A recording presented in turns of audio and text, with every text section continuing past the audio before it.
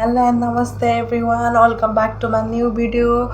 It's me Rusma अनि सन्चै छु म हजुरहरु पनि सन्चै हुनुहुन्छ भन्ने मैले आशा गरेको छु। न्यू डे न्यू ब्लगबाट आज चाहिँ स्टार्ट भइसक्यो मेरो दिन हैन। मैले त सब काम भइसके हैन। खाना साना बनाएर खाएर नि भइसके अनि त्यसपछि अनि रुम सुम मिलाइसके चटक्क पारिसके सब काम भइसके हैन। अनि आजको नजरिया चाहिँ एकदम दामी भइरहेछ के मौसम खुलेर घाम लागेर कति पछि समयपछि एकछिनमा देखाउँछु है तपाईलाई मैले त्यो पनि। अनि साथीहरु एउटा मेन कुरा भनेको चाहिँ हैन अहिले हाम्रो गाउँमा चोर छिरेको अवस्था।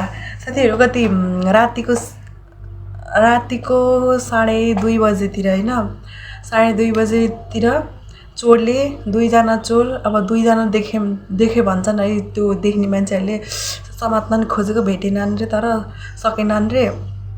अनि दुईजना चोर थियो रे हैन तलतिर गाउँबाट फोड्दै मान्छे नभएको घर हैन जुन घरमा ताला लगाहा त्यो घरमा चाहिँ चोरले घर फुटाएछ क्या। तीनटा एकै रातमा 2:30 बजे हैन एकै रातमा तीनटा घर फुटाउनु भनेको त यो डेन्जरै हो नि त साथीहरु हैन। एउटा घरमा चाहिँ मान्छे बस्दैन त्यसमा चाहिँ खाली केही थिएन अनि सामानहरु चाहिँ केही नलाने के यस्तो अनि त्यो पैसा र सुन मात्र हेर्ने रहेछ के त्यो चोरहरुले चाहिँ। अनि त्यसपछि के भन्छ त्यो चोरहरुले के गरेछ भने घर फुटाएछ पुरा एउटा घरमा चाहिँ लुगा सुगा सबै खाताल खोतल पारेर लुगा सबै दराज भाताङ भुतुङ पार्देर एउटा घरमा 35,000 थियो त्यो 35,000 लिएर चोरेर भागेछ। अनि अर्को घरमा चाहिँ तलतिरबाट चोर्दै गएर मास्तिर एउटा ताला फुटाउँदै थियो रे। अनि बल्लो घरको मान्छेले देखेर अनि त्यो मान्छेहरुलाई चाहिँ को भनेर सोध्दा चोर चाहिँ भागिहालेछ साथीहरु। अहिले चाहिँ इनारपाटी नुवाकोट गाउँमा हैन वडा नम्बर 6 मा बिग ती चोर बढेर उल्कै भइरहेको छ अवस्था। सबैजना सचेत रहनु होला। अब आफ्नो घरमा कोही छैन भने ताला लाएर नि नबस्ने रहेछ ताला फुटाएर ड्यामडुम हैन। छिमेकीलाई यसो हेर्दिनु भन्नु होला कतै जानु पर्छ भन्ने। म त्यो चोरेको त्यो कसरी चोरे थियो भनेर हल्का भिडियोहरु क्लिप्सहरु राख्दिन्छु अनि त्यो ताला फुटाको फोटो मात्र हो के त्यो नि राख्दिन्छु अहिले एकछिनमा। त्यो चाहिँ डेन्जरै बिग बढिरहेको चोरको राम्रोसँग सचेत भएर रहनु होला। गाउँको बासिन्दाहरु अब त त्यही हो कि भन्नु हैन। म झन् एक्लै रुममा बस्छु मलाई डर लाग्छ अति राति डर लाग्छ त्यही पनि म त सुतेपछि मलाई केही थाहा हुन्न के साथीहरु केही थाहा हुन्न मरे बाँचे केही थाहा हुन्न म बिहान मात्र उठ्छु एकैचोटी मलाई केही थाहा हुन्न। प्लिज सबैजना त्यही भएर सचेत रहनु होला। मैले चाहिँ हल्का बनाइन अरूहरुले बनाउनु भएको थियो किनकि अर्काको घरमा चोरेर हैन त्यो घरको मान्छेहरुलाई त्यो मान्छेहरुप्रति के बितिरा होला भनेर त हुन्छ नि। अनि त्यही भएर अनि मैले चाहिँ भिडियो बनाइन त्यसैले हैन फेसबुकभरि हालेको छ। त्यही बाहिरको नजरिया देखाउँछु एकछिनमा साथीहरु। कति दिनपछि मौसम खुलेर होला घाम लागेर टलक्क पुरा त्यो वारीपारी सब देखिरहेको छ के त्यो माथि डाँडाको हिउँहरु सबै देखिरहेको छ साथीहरु एकछिन देखाउँछु है त। Guys look at this view कस्तो दामी देखिरहेको हैन मौसम सफा भएर कति दिनपछि मौसम सफा भएर होला दामी देखिरहेछ नि।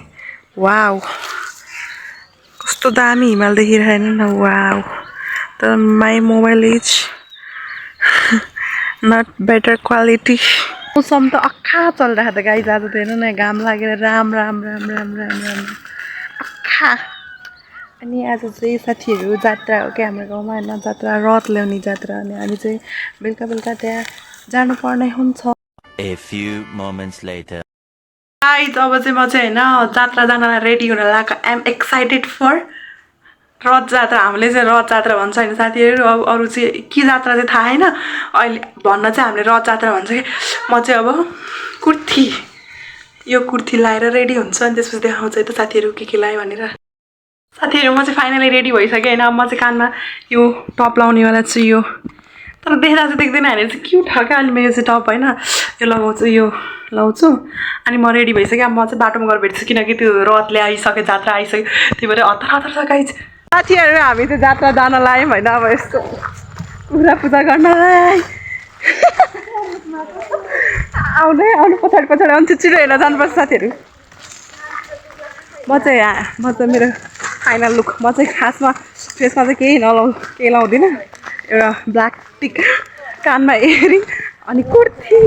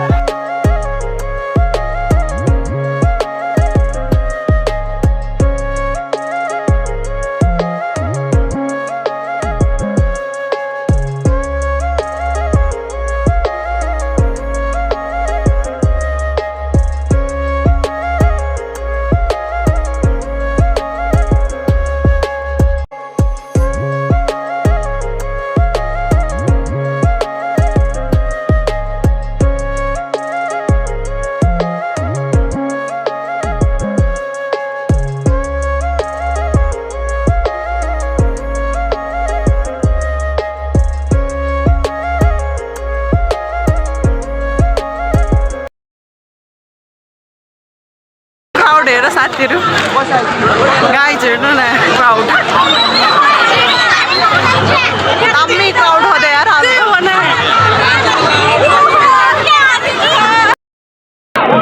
साथीहरू यही हो रथ भन्ने चाहिँ ऊ त्यहाँनिर हो त्यहाँ पूजा गरिरहेछ मान्छेले होइन एकदम रमाइलो चलिरहेछ झलमल मेरो साथीको अनुहार पनि त्यस्तो झलमल टल्किरहेछ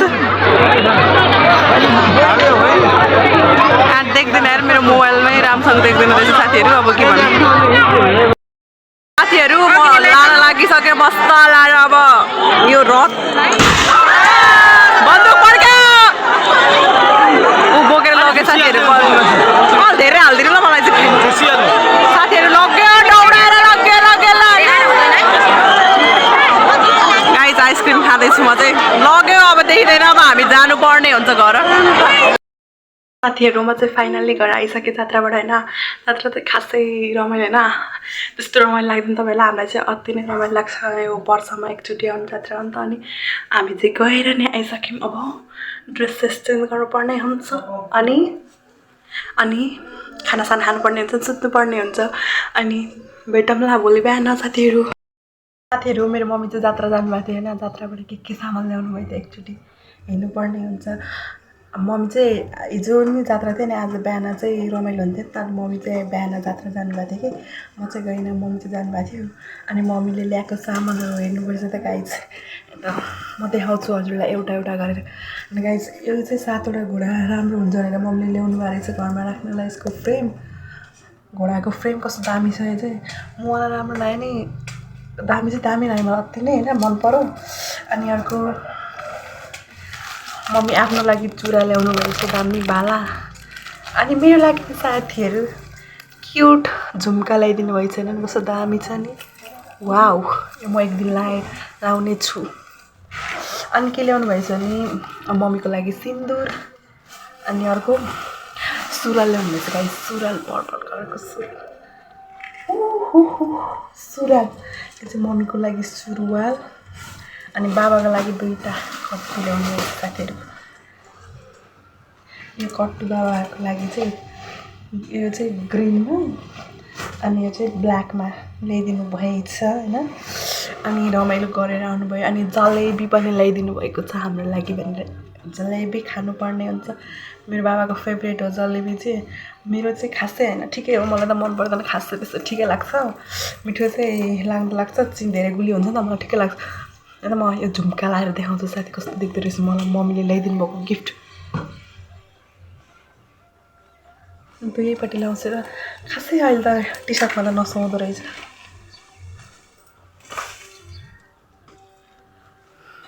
झुम्का यतापट्टि चाहिँ राम्रो देखिन्छ हल्का फुल्का मलाई चाहिँ एकदम गिफ्ट मन पऱ्यो मम्मीको होइन अरू सामानहरू पनि राम्रो छ होइन मेरो एकचोटि तपाईँले होइन त म ब्याकग्राउन्डको त्यो वालमा हेर्नु नि त देखाउँछु कस्तो दामी मेडलहरू छ क्या मेरो भाइले जितेर ल्याउनु भएको होइन एकचोटि देखाउँछु त हजुरहरूलाई यसलाई चाहिँ होइन यहाँ खाली जग्गा खाने हो यसमा यो यत्तिकै राख्नुपर्ने हुन्छ यसलाई चाहिँ अहिले म व्यवस्था मिलाउँछु यसरी हेर्दा कस्तो टाढाबाट देख्दा कस्तो राम्रो देखिन्छ नि त अनि यहाँ एउटा चिज देखाउँछु क्या तपाईँलाई साथी यहाँ हेर्नु न पुरा मेरो भाइहरूको मेडल यो एनयुएफसीबाट खेलेको होइन 2टा भाइको यो चाहिँ अनि टेक्वान्डोको अनि यो सबै मेडल होइन न दामी सजाएर राखेको क्या यस्तो दामी छ नि हेर्दा नि राम्रो देखिन्छ साथीहरू अब चाहिँ होइन अब यति नै थियो भ्लग चाहिँ अब खासै बनाउन आउँदैन होइन अब ट्राई गर्दैछु सक्दो राम्रो गर्ने छु भनेर अनि त्यसपछि अब चाहिँ यति नै please like comment share subscribe गरिदिनु होला सबैजनाले होइन धेरै माया देखाइदिनु होला राम्रो नभए पनि राम्रोसँग हेरिदिनु होला प्लिज धन्यवाद सबैलाई अहिलेसम्म ब्लग हेरेर साथ दिइरहनु भएकोमा अनि गाइज अब भोलि त न्यू इयर हो नि त अनि अहिले एडभान्समेन्ट ह्याप्पी न्यू इयर अनि भोलि हामी घुम्न जानुपर्ने हुन्छ त्यसको पनि ब्लग आउँदैछ हस् त धन्यवाद बाई